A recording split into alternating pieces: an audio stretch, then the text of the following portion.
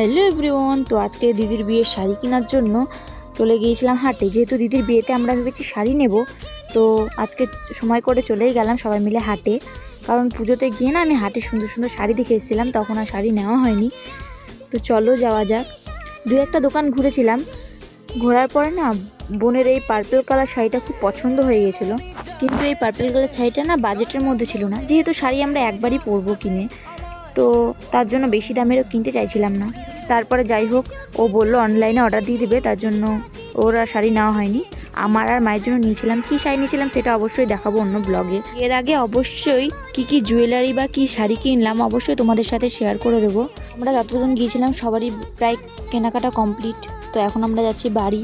এখান থেকে পাঁপড় কিনে নিয়েছিলাম আর খেয়ে নিয়েছিলাম ফুচকা।